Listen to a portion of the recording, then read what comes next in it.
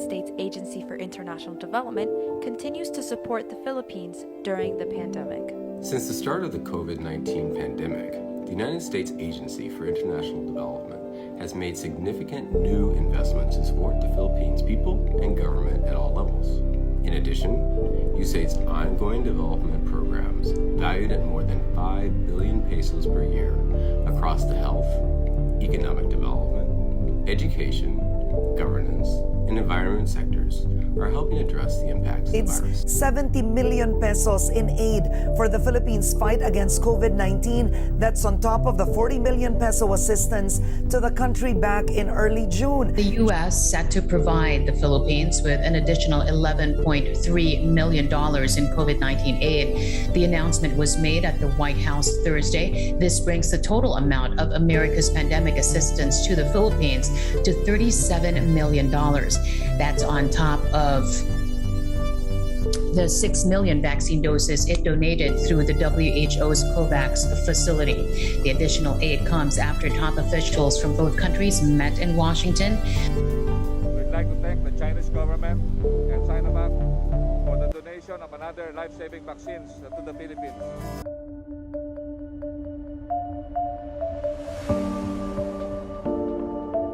When the pandemic struck, it impacted a large number of people.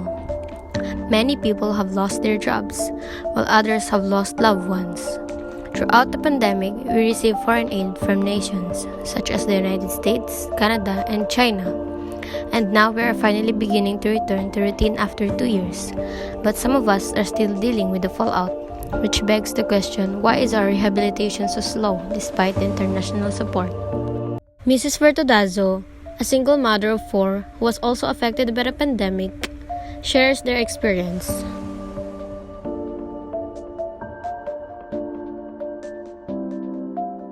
Pag-abot sa pandemic, nagpundo na mig balay, kay bawal na magawas.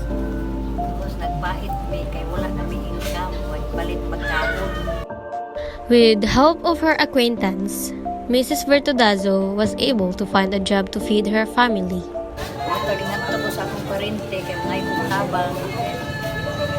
Lisod ko tabangan, tapos tabangan ko niya. Tabangan ko niya, pag-abot dito sa balay, tabang-tabang ko limpyo. Pag-uli na ko, ato makadala na ko bugas, latan, noodles, pagkaon. After the pandemic, Mrs. Vertodazo restrains themselves from going outside due to slow income and recovery from the impact of COVID-19. Bago sa pandemic, makagawas-gawas namin, pero i-control. Maka-sideline namin balik. Pero hinay pa ang kita. Okay. Mrs. Vertodazo tries her best to adjust to the new normal caused by the pandemic and hopes to be able to earn more income for her family. Mrs. Ubas, a mother who was also affected by the pandemic, shares their experience. Lisod yun, kay narami sa sulod, niya usap pa nga, ang panagat po na biktaran po, kay one man, kanang di kay pasudlan ang dagat. O na nga, among panguan, makatinda tuod, pero dili ng tago-tago lang. She secretly sells fish to get through each day and put food on the table. Para po, ganang murag, ginagmay lang nga po para makakaon na yun eh. Nga, usapan, namalit mi ka ng mga kamote para namin makaon nga buntag, pagka-punto, makakaon ka ng bugas na.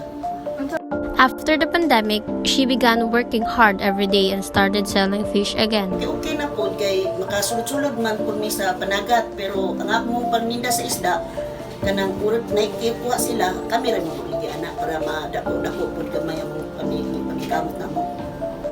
Mrs. Vertodazo explains why her recovery from the pandemic is slow. Hinay mag-recover sa pandemic. Anya, hinay maglisod mag-adjust sa new normal. Hinay ang pagtinda sa isda, manicure, kay mahadlok ang mga tao sa COVID. Her income was just enough to put food on the table and medicine for her husband. Los-los lang gamay. tama lang ang panguan lang yun. Kakaon sa puntag-unto hapon, makakuan lang. Pero pakuan yun, kaya nga kung ikuan yun, ang mga medicine yun, ang dapat yung kuanan, kaya masakit ang makubana. Mga kung ikuanan. Pero yung kapuan lang, ginagmay lang, makakaon lang. Gawad Alan Lenao talks about the situation of the residents of Barangay Bukana when the pandemic struck. First, there's no work. If there's no work, there's no money, loss of income, then economic problem. Suffer from hunger. Then third, second problem is kontrolado ang ligo tao. They cannot go out easily. They can only go out if you will buy food and buy medicine. And then they're not used to it. Sila sanay na inanang ligo. So some of the prices go up. The commodities. And then prices go up, then the people have no money. Pandemic has reminded us how interconnected we all are and the importance of leaving no one behind. This virus doesn't discriminate, meaning it can affect anyone.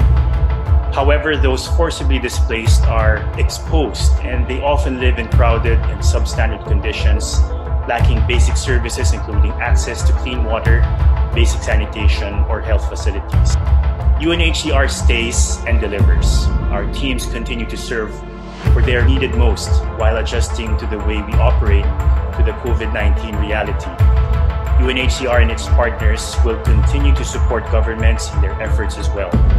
So, while the COVID-19 makes all of us vulnerable, we have come to realize that our strength as a human community lies in our ability to pull together and help those in need. But we need help to continue saving lives. Maraming salamat. He explains how they are able to help the people affected with a pandemic with no income or money. The national government give us food packs, and then they have special amelioration program, SAP. They will give 6,000 pesos each of the family to sustain lang na naalagay sila yung kwarta. Pero that is not sufficient enough sa pamilya na ingatan. Pero at least ang national government nangita yung way na mga tabanan ng mga presidente. So kami, kasi school me, naghahatag kami food packs. Naghahatag ka food packs every family. Especially itong mga taong natin nag-lockdown. Every 2 weeks, mahatag ang city, and then pag more to mahatag sa city, government, ang barangay na mahatag. Especially kanang na yung mga bata, kami nag-hatag mga gatas, mga diapers, nataga na ito, kaya alam namin na Mr. Alan Lenao explains how they can help the vulnerable Filipinos to fully recover from the COVID-19 now that we're on our recovery from the pandemic. Ito ang government, nagkakandak mi o dani job fair. Natin mga job fairs na ginakandak sila. Nandalagi din sa barangay sa Peso,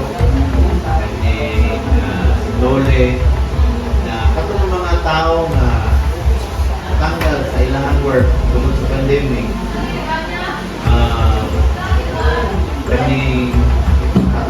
Doon ang mga employer para for them to apply sa katong ilang pag-retrench pa.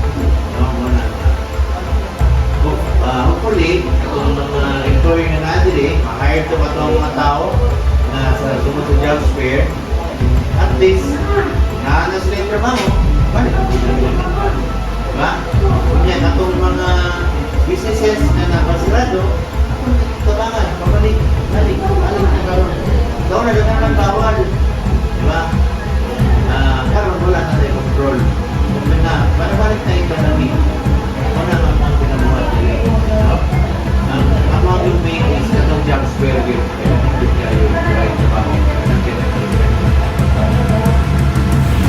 He talks about the current program implemented to sustain the vulnerable Filipinos to move forward. Ang katuang disability na nag-dole, nagay mo na sila program na livelihood na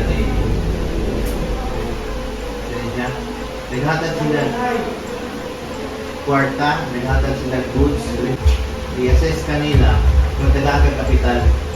Tagaagad nilang kapital, i-monitor kanila. Naman mo na ginabuhat sa disability kung sa dole. Karon,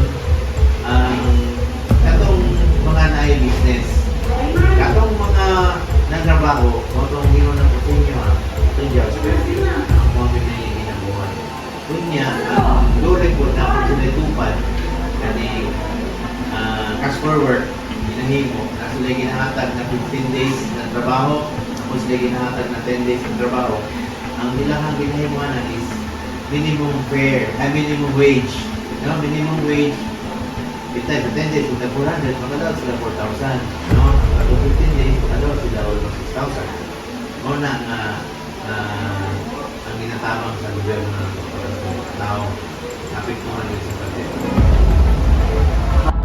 The Barangay 76A, Bukana, gave food packs such as rice and canned goods, foods to the residents. Tagaan, gas, mga dilata, mga noodles, may gani na naghatag sila kay wala, askang paita to na mo kay COVID gani, di may kagawas.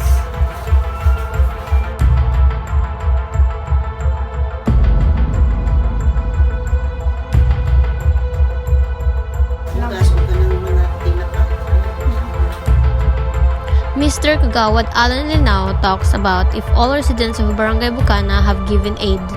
So far, hindi ko pasalin kung tanan. Pero kami ang tingkamot may tanan na kumakalas. Pero ang ang ubang supply is limited lang. So pasabot, sa isa kang pamilya, isa lang yun. Hindi na tumakapot tanan. Kaya kami ang pinakabigyan sa barangay, entire Mindanao. So, pasabot, hindi na mo kakapagpapag. Pero rest assured, ang pinakabigyan mo kakapot yun. He explains the qualification for a person to receive an aid from them. Ang kita na muna is poorest of the poor. Poorest of the poor. So, mo ginay ato ang priority. No? Ang second ato na sakto nga na. Tagatrabaho mo ginay ang mga ginagawa. Pero manikamot yun mi na tanan mga tanan. Manikamot pinahita mi lain nga pangangin mga tagpa. No? Kaya, siyempre, huwag may ipili itong pandemic, madalo ka makumbre. Hindi ko katanan eh. I mean, domino effect na siya. Kasi pag negosya. He further explains what is the aid and how it helps the people that receive this aid. Una is normal ginabukas. Kaman din. Di na tanan, noodles, no ginaguna, ang cash forward. Cash forward.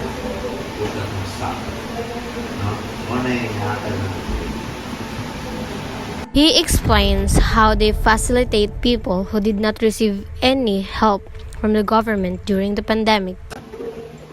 Daghan yun, no? Yan yung dili, wala na kanawa, among itabangan ng kanawa.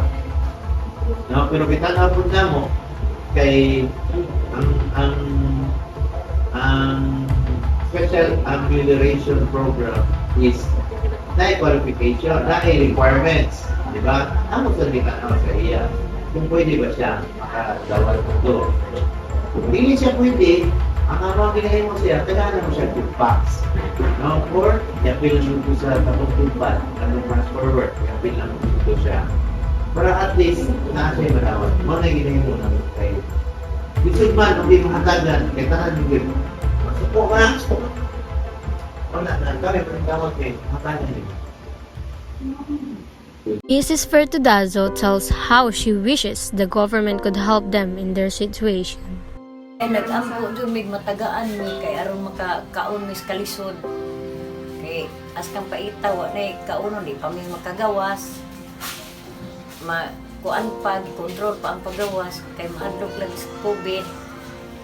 Motong nakaluyan mi natagaan mi grasya. She talks about how she has to work hard in order to have food on the table for their family. Maning kamot og asay maayo. Kay di man pwede pud og kita maning kamot wa tay kaunon. Kay paglisod man say mga to sa parente mayo tabangan man po. Ninita also wishes the government to help Filipinos like her financially. Kuan yung nga unta nga tagaan ang financial ang paabot na mo nga nanagat lang tungkol sa among kalisod na kinaming mga anak ba nga kung ipangayo ang mga bibisin supporter lang na financial. To really move forward, she will work hard in order to rise from her situation and not only rely on help. Kamot ka nga makakaon ka sa sulod sa tulog ka isa kadlaw. Importante man na dili man ka na yung nalihok taon kita bangan ta ka.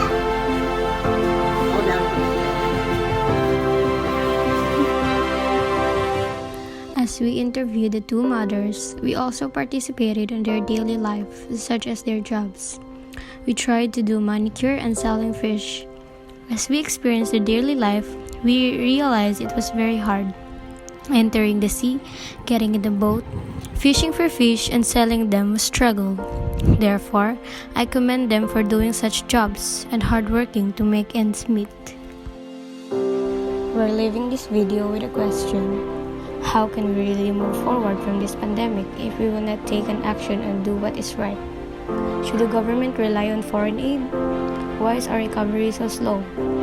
The Filipinos should now start to question resiliency and instead demand accountability.